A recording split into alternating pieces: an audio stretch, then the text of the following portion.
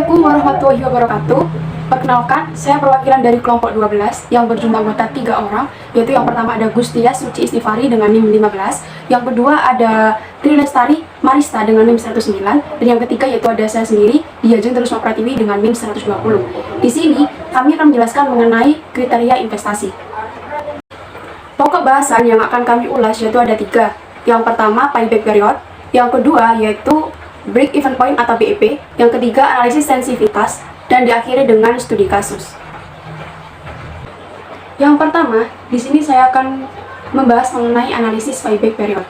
Payback period merupakan suatu jangka waktu yang dibutuhkan untuk mengembalikan modal dana yang sudah dikeluarkan oleh para investor.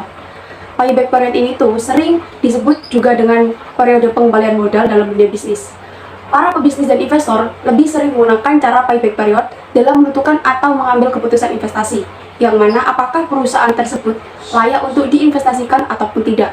Maka dari itu, dibutuhkan pemahaman terkait cara menghitung payback period untuk itu sendiri.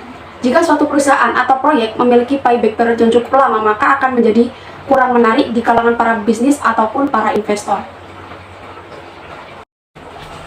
Selanjutnya yaitu membahas mengenai indikator payback period, yang mana yang pertama ada apabila payback period time lebih cepat daripada waktu yang sudah ditentukan, maka perusahaan tersebut sudah layak untuk disuntik dana.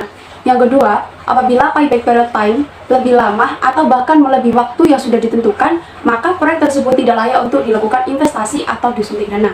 Yang ketiga, jika perusahaan memiliki lebih dari satu proyek, maka pilihlah proyek yang memiliki payback period time lebih cepat. Bagaimana sih cara menghitung payback period? Payback period time atau periode pengembalian modal bisa dihitung dengan membagikan suatu nilai investasi dengan adanya aliran kas bersih yang masuk setiap tahunnya. Rumus yang bisa digunakan untuk menghitung payback period time yaitu nilai investasi dibagi kas masuk bersih. Nah, rumus ini tuh diasumsikan bahwa nilai arus kas masuk bersih dinilai sama pada setiap waktu periode atau sama pada per tahunnya.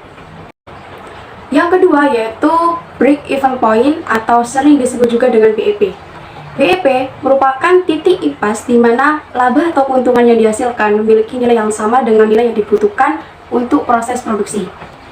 Nah, titik impas ini yang mana kondisi di mana jumlah keseluruhan pendapatan sama dengan jumlah keseluruhan pengeluaran dalam setiap produksi barang atau jasa.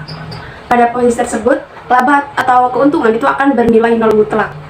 Pembahasan selanjutnya yakni 4 fungsi dari nilai BEP. Yang pertama, mengetahui nilai BEP dapat membantu pengusaha dalam menentukan volume kapasitas produksi yang tersisa setelah tercapainya BEP. Dengan mengetahui nilai dari BEP ini, maka Anda akan mendapatkan proyeksi laba maksimum yang diperoleh.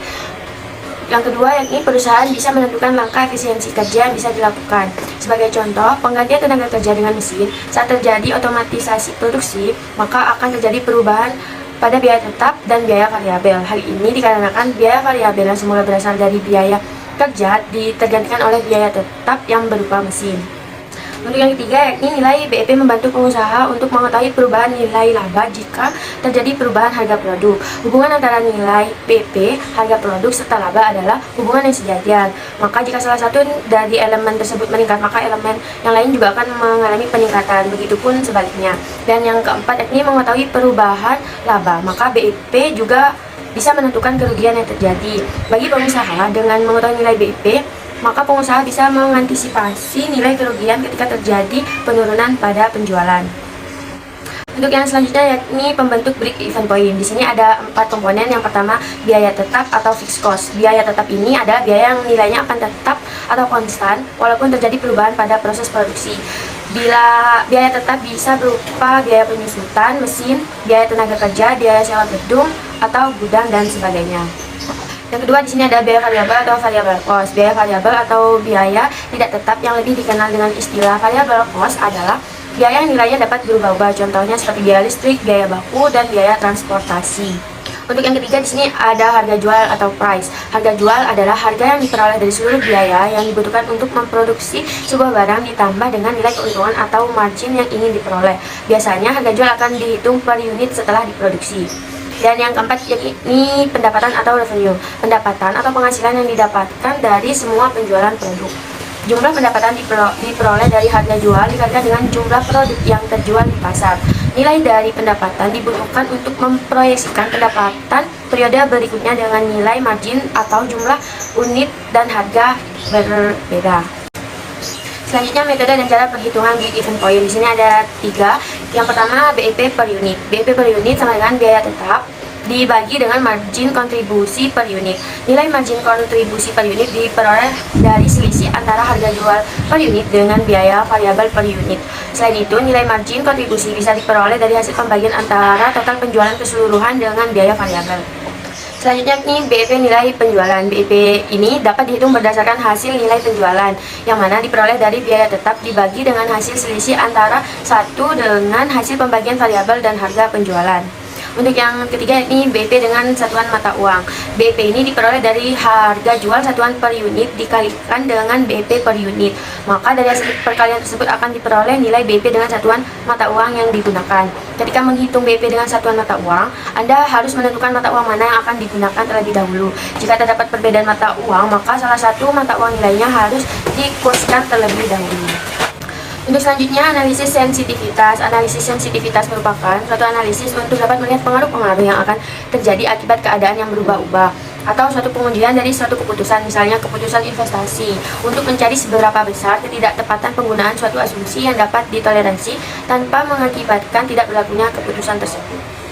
Yang selanjutnya ini tujuan analisis sensitivitas. Di sini ada 3. Yang pertama, menilai apa yang terjadi dengan hasil analisis kelayakan suatu kegiatan investasi atau bisnis apabila terjadi perubahan di dalam perhitungan biaya ataupun manfaat. Yang kedua, yakni analisis kelayakan suatu usaha ataupun bisnis. Perhitungan umumnya didasarkan pada proyeksi-proyeksi yang mengandung ketidakpastian tentang apa yang akan terjadi di waktu yang akan datang.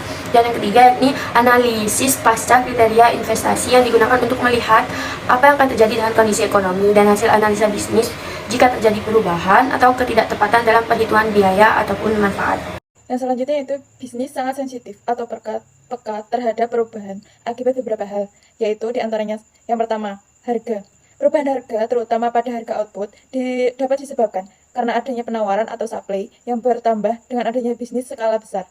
Misalnya perkebunan kelapa sawit, atau adanya beberapa bisnis baru dengan umur ekonomi yang panjang. Yang kedua yaitu keterlambatan pelaksanaan.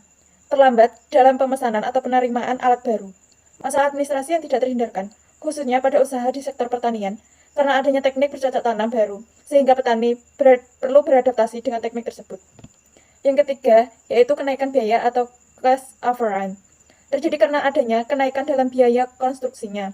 Misalnya, pada saat pelaksanaan, ada kenaikan pada harga peralatan dan ada kenaikan harga pada bahan baku. Yang keempat yaitu ketidaktepatan dan perkiraan hasil atau produksi. Terutama bila cara produksi baru yang sudah diusulkan, yang dipakai sebagai ukuran atau informasi agronomis, terutama didasarkan pada hasil penelitian. Analisis sensitivitas dilihat terhadap kelayakan bisnis, terhadap perbedaan dari perkiraan hasil bisnis dengan hasil yang betul-betul dihasilkan di lokasi bisnis. Metode dan pendekatan analisis sensitivitas. Pertama, ada berbagai metode untuk melakukan analisis sensitivitas. Di antaranya yaitu permodelan dan teknik simulasi, serta alat manajemen skenario melalui Microsoft Excel. Yang kedua, ada 2 pendekatan untuk menganalisis sensitivitas. Yang pertama yaitu analisis sensitivitas lokal, yaitu analisis sensitivitas lokal berbasis derivatif, numerik atau analitik. Istilah lokal menunjukkan bahwa derivatif diambil pada satu titik. Metode ini sesuai untuk fungsi biaya sederhana, namun tidak memungkinkan untuk model yang rumit. Seperti model dengan diskontinuitas, tidak selalu memiliki derivatif. Sensitivitas analisis lokal adalah teknik one at a time atau OAT yang menganalisis dampak satu parameter pada fungsi biaya pada satu waktu, menjaga parameter lainnya tetap. Yang kedua yaitu analisis sensitivitas global, yang merupakan pendekatan kedua untuk analisis sensitivitas, yang sering diimplementasikan dengan teknik Monte Carlo. Pendekatan ini menggunakan sekumpulan sampel global untuk mengeksplorasi ruang desain. Terus, analisis kelayakan dan sensitivitas. Studi kasus UMKM Mochi, Kecamatan Medang, Selayang. UMKM merupakan salah satu bidang yang memberikan kontribusi yang signifikan dalam memacu pertumbuhan ekonomi di Indonesia. Salah satunya yaitu UMKM kue mochi. Mochi berasal dari bahasa Jepang, hanzi, yang terbuat dari mochi gome, beras ketan butiran pendek, japonica. Kue ini merupakan salah satu makanan tradisional Jepang. Sebuah studi kelayakan bisnis memiliki hubungan erat dengan rencana bisnis. sebuah bisnis dikatakan layak jika setelah dilakukan studi, kemudian dinyatakan layak. Teknik analisis data dan metode penelitian. Penelitian ini bersifat deskriptif kuantitatif dengan memanfaatkan data primer dan data sekunder. Analisis yang digunakan adalah analisis sensitivitas dan analisis kelayakan bisnis, yaitu sebagai berikut. Yang pertama, yaitu Net Present Value atau NPV, kedua Internal Rate of Return atau IRR, yang ketiga Payback Period atau PP, yang keempat yaitu Profitability Index atau PI, yang kelima yaitu analisis sensitivitas usaha. Dari hasil dan pembahasan di atas, dapat diambil kesimpulan bahwa UMKM Mochi di Kecamatan Medan Selayang masih layak diinvestasikan saat terjadi penurunan pendapatan sebesar 10% dan tidak layak untuk diinvestasikan ketika mendapatkan penurunan pendapatan sebesar 11%.